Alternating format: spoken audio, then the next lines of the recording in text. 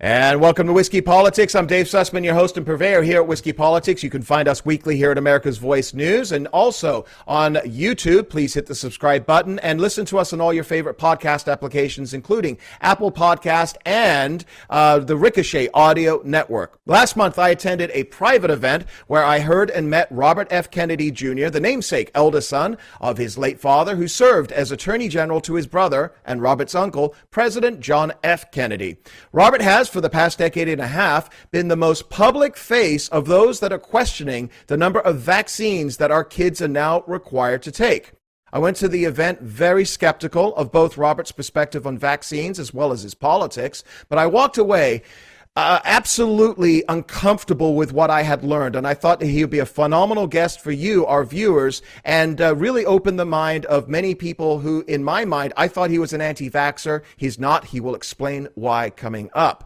For example, why, if you were born like I was before the 1990s, you likely had 3 to 4 vaccines required to take as a kid: measles, mumps, rubella, polio. How did the vaccine manufacturers suddenly be able to create dozens more vaccines starting in the late 1990s that are required for children to take now? And why does the CDC, the Center for Disease Control, which oversees the vaccines that are allowed, allow its employees to receive $150,000 for each vaccine that is approved by the manufacturers? That's a total conflict of interest. And that's in addition to their government salary. And why are the manufacturers not liable for the harm caused to children? But the government is, to the tune of $4.2 billion that has been paid out for children that have been harmed by taxpayer funds. And are pharmaceutical companies also benefiting from this increase in the number of required vaccines? Well, they're earning $50 billion a year in allowing people to buy medicines to basically combat all the side effects for these untested vaccines. This isn't about being an anti-Vaxxer. Many in the media have called him an anti-Vaxxer. He's not, and he will explain why. And of course, we can't have a Kennedy on this show and not talk about politics, his association with Donald Trump, and how he compares today's Democrat Party to that of his father and uncle 50 years ago. So please welcome one of the world's leading environmental advocates and now the face of the vaccine controversy, Robert F. Kennedy Jr. Robert, welcome. How are you today, sir? Thank you for having me, Dave. Is the sound working? I can hear you, and I'm good right now, as long as we can hear each other. Sorry about the technical glitch there at the beginning, but, I just want to, first of all, let me just say this. I met you last month briefly. I saw you speak at this private event that took place, and I wanted to discuss this with you in further detail because, when you're sitting as a guest at an event like this, there's so many questions, and I'm thinking to myself, there's so many things that our viewers of this show would love to hear about. And listen, I believe the mainstream media's claims that you are an anti-Vaxxer, yet you state that you would have your children today have all the vaccines that we grew up with. I had measles, mumps, rubella. Tell us the difference between what we now know as anti-Vaxxers, which many people, including myself, are concerned about, and your fight against the increasing number of vaccines that we're giving our kids. Yeah, I mean, that misnomer, anti-Vaxxer, is used by the industry and its allies to silence debate on this issue, to silence debate on the actual science. For those of us who want to talk about the science, if you call us anti-Vaxxers, then nobody has to listen to us because we're anti-vaccine and we're therefore crazy. But I'm not anti-vaccine. I've never said anything to make anybody believe that I'm anti-vaccine. I've said from the beginning, my kids were all vaccinated. I want vaccines that are safe, that have been safety tested like other drugs, that are subject to robust regulations, that I want independent regulators and strong, robust science. For 35 years, I've been trying to get mercury out of fish. Nobody calls me anti-fish because I want safe vaccines people shouldn't be calling me anti-vaccine, but it's a way to characterize and marginalize my position on these issues and not have to listen to any debate about the science.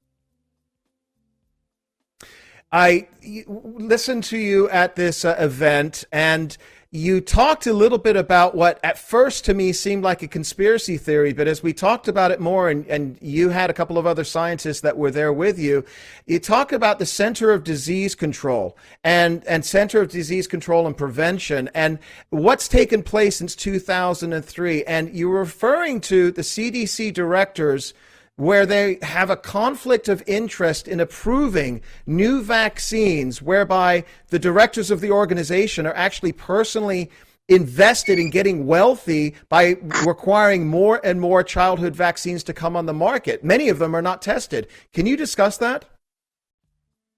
Yeah, I mean, let me kind of summarize the issue for you. First of all, the 4 companies that make all 72 vaccines that are now mandated for America's children are all convicted felons. They're serial felons. It's Pfizer, Merck, Sanofi, and Glaxo.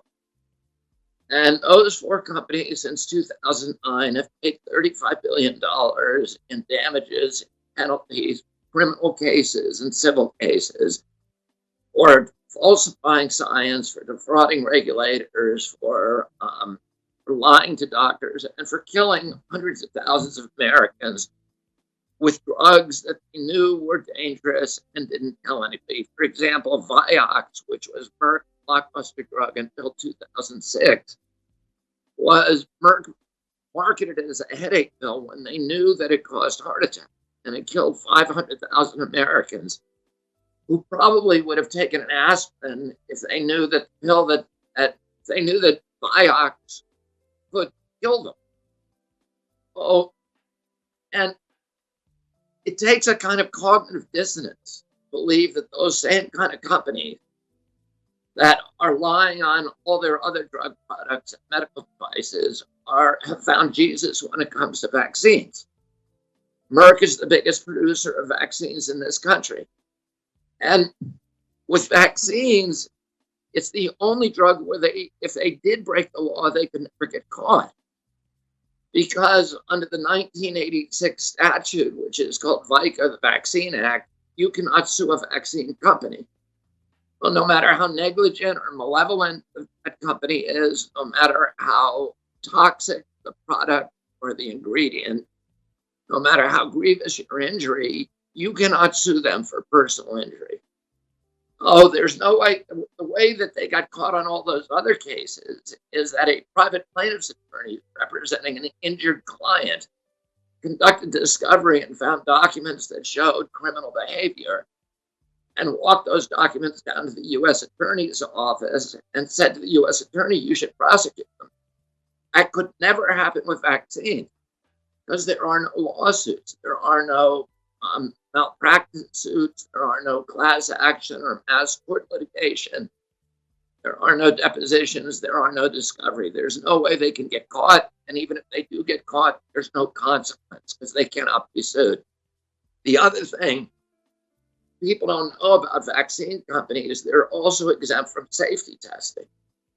And this is, Dave, an artifact of the legacy of CDC as the Public Health Services, which was a quasi-military agency. That's why people at CDC have military ranks like Surgeon General. And the vaccine program was originally conceived as a national security defense against a biological attack on our country. They wanted to make sure that if the Russians attacked us with anthrax or some other biological agent, we could quickly formulate a vaccine and deploy it to 200 million Americans. I don't mean to interject, but we're going into a hard break right now, but we're going to bring you back. I want to talk about this and also talk about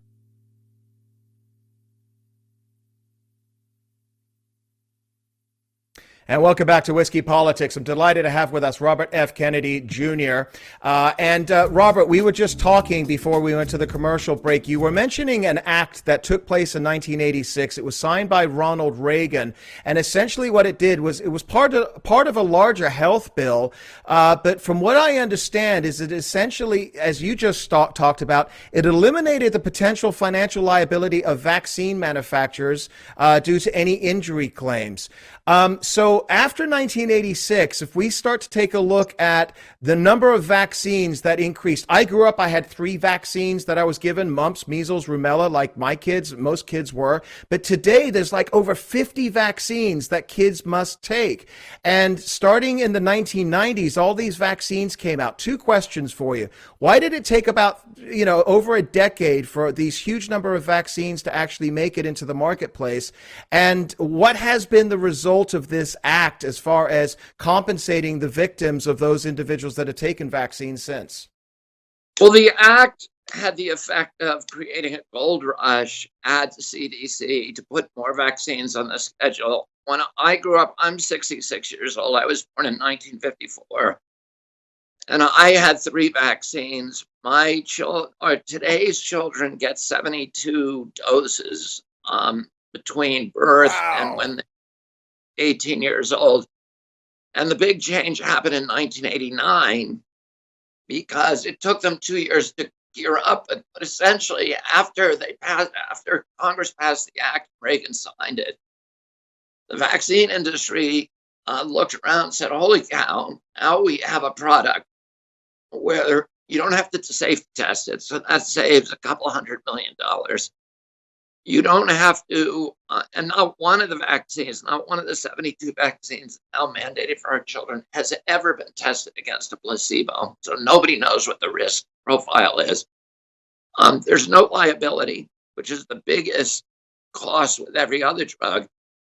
Plus, there's no marketing or advertising costs because the U.S. government is essentially mandating it for 78 million people, which also means there's no marketplace pressure to make it safe. And there was a goal. And if you can get, the companies realize if you could get one of these vaccines on the mandated CDC schedule, that it's worth about $1 billion profit a year for your company. So there was a gold rush. They added all these new vaccines. The big tsunami began in 1989. And that's when you see this chronic disease epidemic beginning in our country. Oh, if you were born in 1986, according to HHS, your chance of having a chronic disease, which are neurodevelopmental diseases like ADD, ADHD, speech delay, language delay, tics, narcolepsy, ASD, autism, autoimmune diseases like rheumatoid arthritis, juvenile diabetes, and lupus, or an allergic disease like peanut allergy, eczema, allergic rhinitis, or asthma. All of those became epidemic in 1989, which was the year. In fact, Congress told EPA, tell us what year the autism epidemic began. Well, autism went from 1 in 10,000 in my generation to 1 in 34 children today. And Congress said to EPA, tell us what year exactly it began. And EPA drew a red line and said it happened in 1989. But all of these diseases began in 1989. I didn't know anybody with peanut allergies when I was a kid. I had 11 brothers and sisters, 70 cousins. But I have 7 of my own kids and 5 of them have allergies. And that's there's 4 kids in almost every class who have diabetes. Diabetes was so rare when we were young, they were basically unheard of. And all of the autoimmune diseases just exploded and all occurred in 1989. Now, all of those, there's about 300 diseases on that list that became epidemic in 89.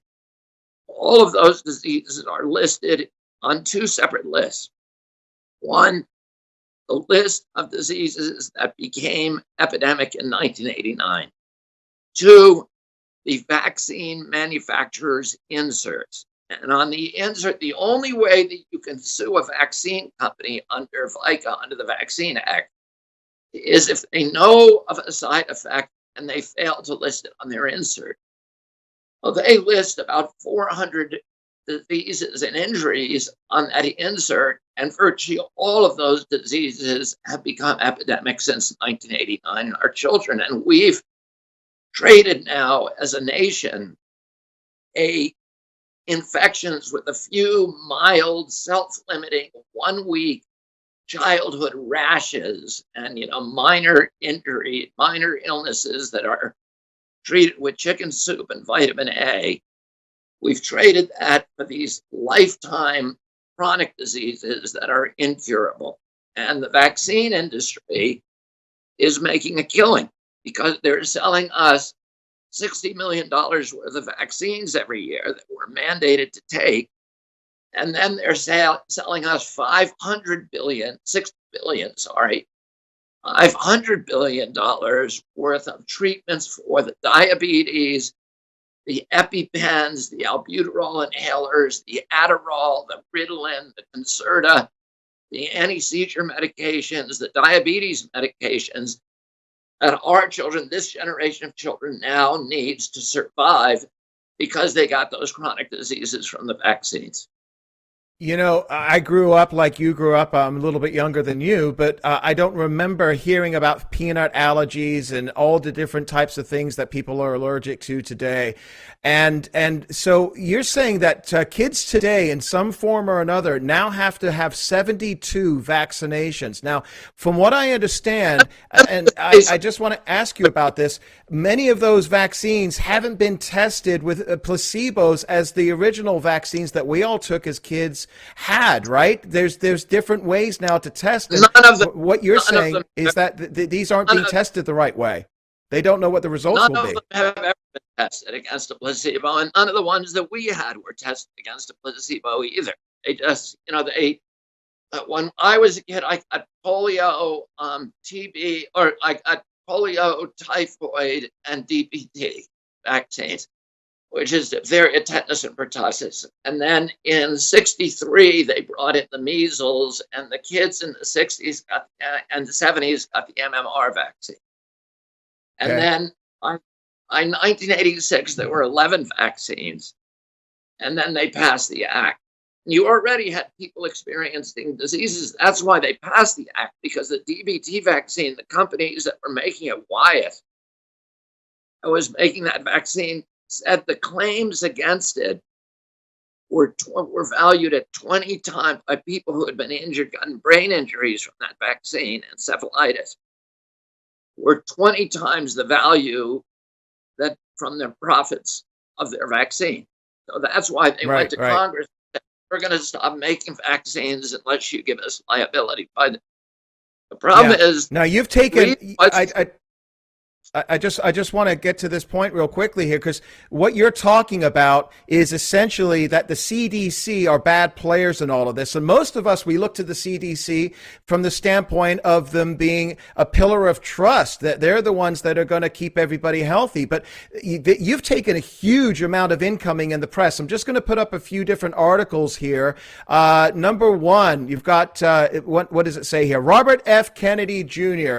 spouts his insane anti-Vaxxer conspiracy theory in the measles hot zone. That was on the Daily Beast. And another one coming up here. Everyone needs to ignore RFK Jr.'s misinformed anti-vax claims. That was the New York Post. And then even your family, Robert, your family even come out against you. Kathleen Townsend Kennedy, she penned, RFK Jr. is our brother and uncle. He's tragically wrong about vaccines. This is in Politico, and I think we've got this up here on the screen from Kathleen Townsend Kennedy. What is your response to this incoming, as well as from your family? Well, my response is, let's have a debate about it. Talk to me about it. Let's debate the science. Up the name calling, debate the science. Stop calling, me anti-vax, and let's talk about, why I believe what I believe. Let me on TV. Politico would not let me respond to that article. Politico hasn't allowed me to respond to an article in a decade, and none of these newspapers will. All of them attack me. None of them will allow me to write, to pen a response. I'm not allowed to go on TV. I've been on TV, I think, on the mainstream media 3 times in a decade, twice on Tucker Carlson and once on Bill Maher. And so, and you know, the only response that they can have and get away with it is to keep me from talking, because they can't debate me on it, because I know the science, I know it backwards, forwards, and you know, I've said, show me a scientific study, a placebo study, which is, a placebo study is a study where you compare the health outcomes in a vaccinated population to an unvaccinated population. Show me one study that shows that vaccinated children are healthier than unvaccinated children, and I will post that study on my website, and I will resign from Children's Health Defense, and I'll go back to working for a Waterkeeper full time, which is what I want to be doing. But nobody has done that study, and the independent scientists, all of the independent science that has tried to do those studies have found that vaccinated kids are much more beleaguered by chronic disease, that they're unhealthier, that they're sicker, that they die earlier, that they have diabetes, they have food allergies, they have autism. And I've posted already 40 studies on my Instagram. These are published peer-reviewed studies on NIH's website. And I'm publishing it. No newspapers talking about them. Nobody else talking about them, but they have been done. And including CDC. CDC did its own in-house study of the largest vaccine and health database in America, the Vaccine Safety Data Link. They looked at 10 million people in that database with all their vaccination records and all their health claims to the HMOs. What CDC found, they looked at one vaccine, the hepatitis B vaccine, which is given on the day of birth. They looked at kids who got it in the first 30 days and kids who did not. And the kids who got it had an 1,135% greater chance of getting an autism. Robert, we're coming in for another commercial break here. Everybody find Robert at childrenshealthdefense.org. We're going to bring Robert back and talk about the politics of all of this. We've got Robert F. Kennedy Jr. with us talking about vaccinations and more here.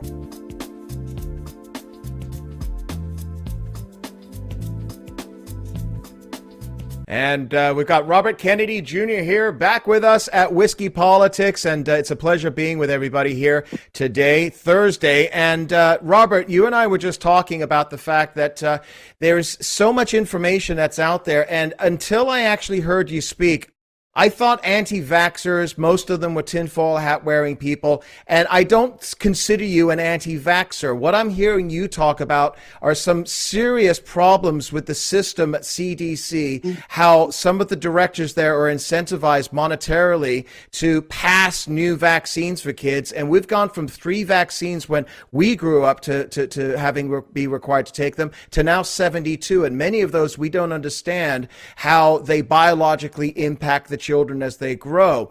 And this is something that has impacted the national discussion. And from what I understand, when President Trump was President-elect Trump, and he was in Trump Tower, and he was talking with a whole different array of professionals and experts in their field, deciding who they wanted to, bring onto the team. You actually met with President Trump.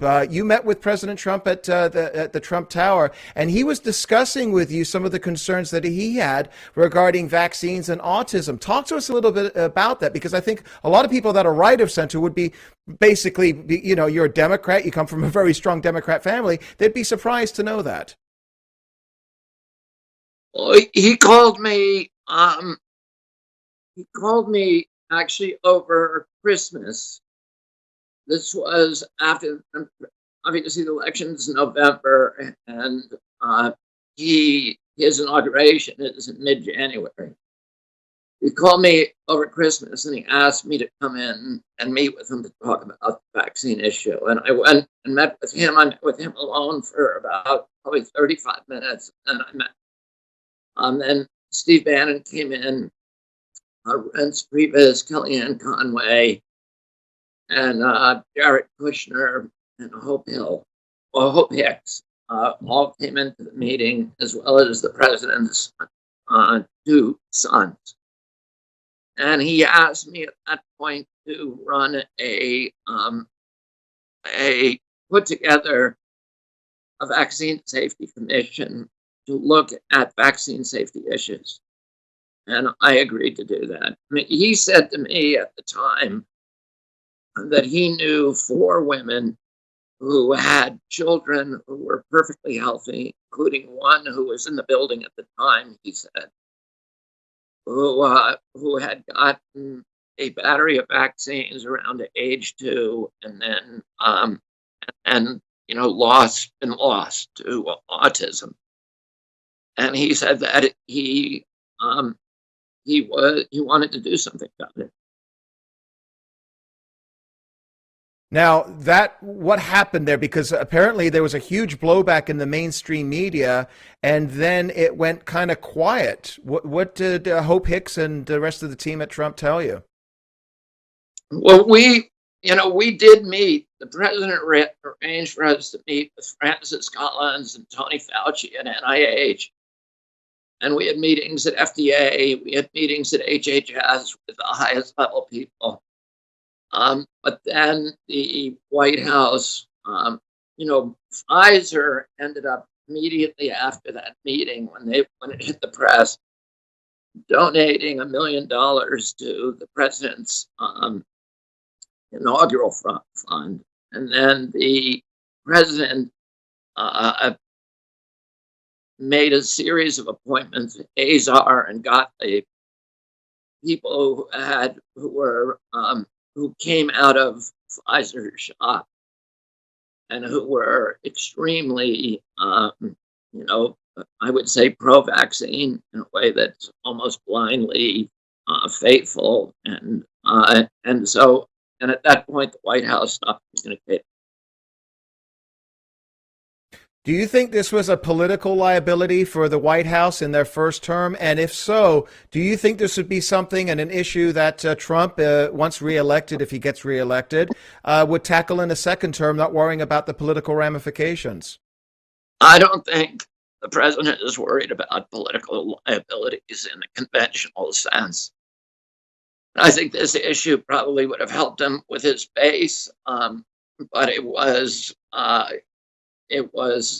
don't think it would have helped him with the pharmaceutical industry. But I don't really know.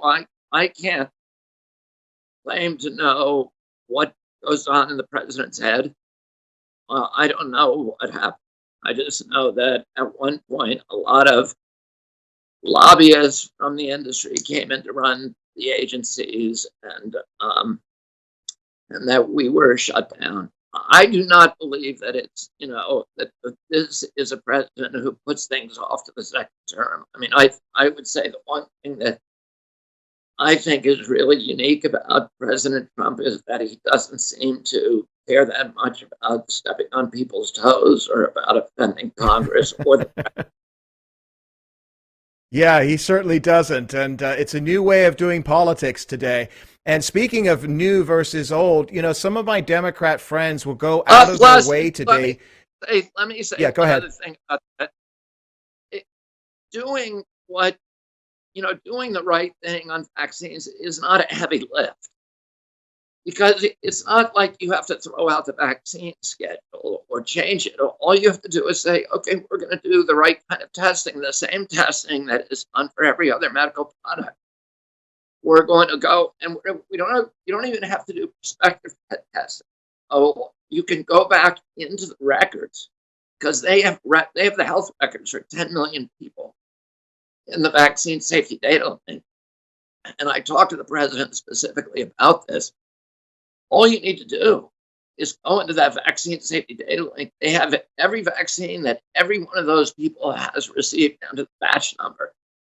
You can do an AI, a machine analysis of it, and you can come back and find out which vaccines are safe, which are dangerous, what associations with what injuries are real and which are not.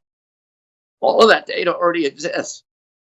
The CDC has shut down the VSD, so nobody can get in there because it knows what would happen if anybody looked at it. It's not a heavy A lift. director at the CDC, Robert, stands to make how much for each vaccine that is put into the marketplace? Well, it's not the director. I mean, the director of the CDC during when most of the vaccines were approved, like Gardasil and the MMR monopoly, which were Merck's drugs, and when the CDC whistleblower, who, the chief, the senior scientists at CDC came forward and confessed that they had been destroying data to hide the autism link on Dr. William Thompson, who's still at CDC, and he was punished. All of those, Julie Gerberding was the head of the CDC when all that happened. She made billions and billions of dollars for Merck, and she resigned in 2009, and 12 months later to the day, she became the head of Merck's vaccine division with an annual salary of $2.5 million and about $5 million in stock options. But that's the revolving door, and you see that in other agencies as well. The thing that's very unusual about CDC is actually a vaccine company. So CDC's total budget is $11 billion. About $5 billion of that, almost half, is spent buying vaccines from those four companies where they have sweetheart relations and then distributing those vaccines to the American people.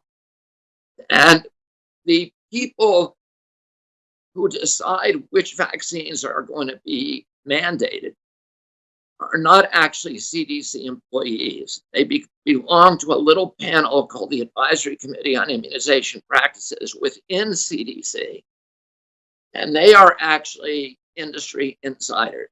And people who sit on that committee, many of them, up to 97% of them, have financial interests in the vaccines that or in the companies whose products they are approving. Those people, directly or indirectly, almost all make money from their decisions. And in one of the very egregious cases, Dr. Paul Offit sat on that committee, voted a rotavirus vaccine be mandated to American children, and then sold his own rotavirus vaccine to Merck for $186 million. Well, they can make real money by sitting on that committee. Oh. And by the way, how is that not a conflict of interest? How is that not outright illegal? By the way, CDC also owns vaccine patents, and NIH and HHS. So CDC owns about 58 patents. NIH owns a lot more. NIH owns the patent for Gardasil, for example. So every vial of Gardasil, which is the cervical cancer vaccine that is sold, HHS makes royalties on it. Not only that, but individuals within those agencies who worked on the vaccine can also individually collect royalties of $150,000 a year. And those individuals that work for the government get $150K a year each because of that?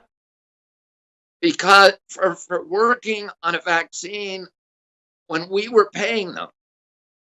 And yet they get private royalties of up to, it's now capped, it used to be no cap. Oh, it's a way of the vaccine industry of paying off powerful people within these agencies to make sure that, the money keeps flowing. And these are regulatory agencies, but they become sock puppets for the industries that are regulating. I've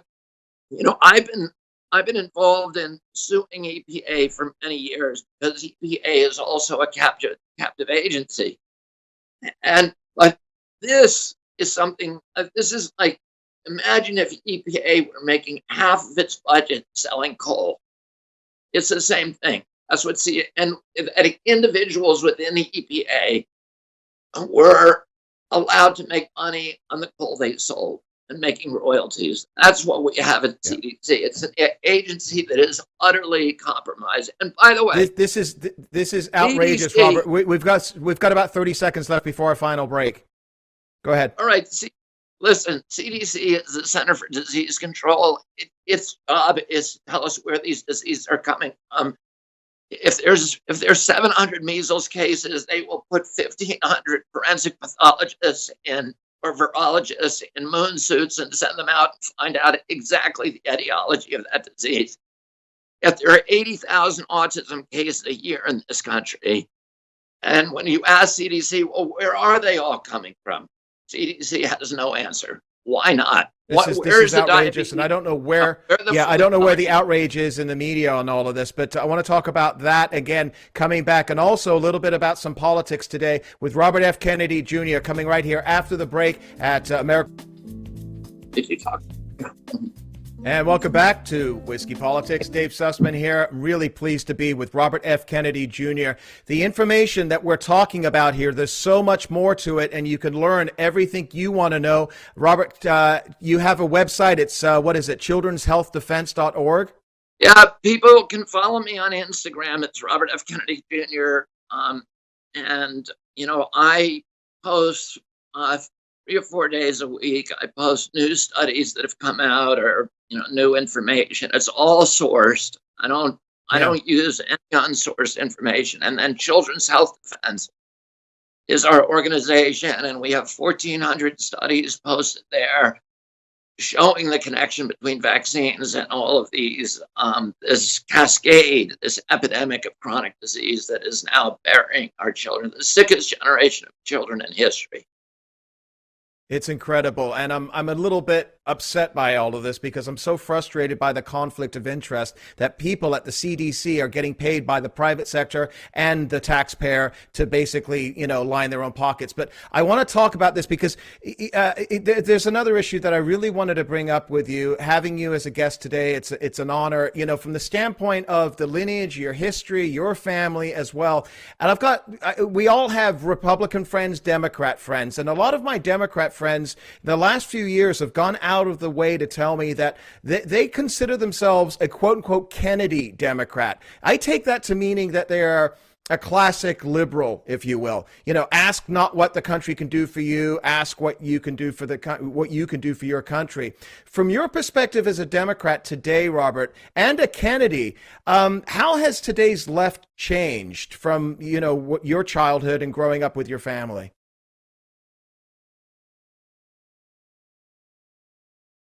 I don't, that's a hard question to answer because I don't think it's monolithic. I think, to me, in foreign policy, I think the whole country has moved in a very bad way toward a much more militaristic and imperialistic, I would call it, foreign policy. I think the thing that consistently my family, from my grandfather, Joseph Kennedy, my uncle, John Kennedy, and my dad, Robert Kennedy, all believed strongly that we could not be an imperial nation abroad and have a democracy with constitutional rights at home, that it would transform America into a national security state if we became a military power abroad. And I think that's exactly what's happened. We now have bases we have 800 bases around the world. We're in 80 countries. We're spread around the globe. We're trying to be the policeman of the globe. And all it's done is created blowback that has, I think, eroded our reputation. It has drained our blood and treasure. We spent $3 trillion on the Iraq War. We spent $1.5 trillion on the Afghan War, and there's nothing. And we destroyed democracy in Europe in the process. Created 2 million refugees, who invaded Europe, and created Brexit and all the problems there. And I think the more that we get involved in, as a military nation in world affairs, listen, David, When my uncle, President Kennedy, died, in every country in the world, virtually every country, there was public mourning like nobody's ever seen. I've been to most of the countries in the world, and in virtually every capital in the world, there is a boulevard named for John F. Kennedy. There are hospitals, there are schools, there are colleges, there are museums. The biggest statue in Addis Ababa in Ethiopia is a statue of my uncle, John Kennedy. There are, in my lifetime, I've probably met 2,000 or 3,000 people from Africa, Asia, and Latin America whose name was Kennedy, because there was such admiration for our nation around the world. And it was for a president who was extraordinarily restrained about, committed to not sending our U.S. combat troops abroad, and he never did that during his 3 years in office. There's an enormous pressure that he do so, and that is that's a national security benefit for us. It is a commercial benefit. It is the best foreign policy that we can have. The things that we should be doing with the foreign policy is, number one, getting rid of the military aspect of our foreign policy. Number two, getting off of foreign oil. And those are the two things that would transform America, so we wouldn't need to be a national security state anymore. So can I ask, so if you're talking about obviously the military aspect and the international aspect, your uncle, I mean, he took a very strong stance with Cuba and Russia. I mean, with the Cuban Missile Crisis, I remember my father telling me during 1963, whatever, everybody around the world thought we were going to go to World War III, and Russia backed off. That was peace through strength. Would you disagree with that stance that he took? Well, yeah, but what he was doing at that time, and with Vietnam, and with Laos, and with Berlin, he was completely surrounded by Pentagon hawks and by CIA hawks who felt that World War III was inevitable and that it was advantageous for us to get it over with as quickly as possible. Oh, he was, despised after the Cuban Missile Crisis and after the Bay of Pigs.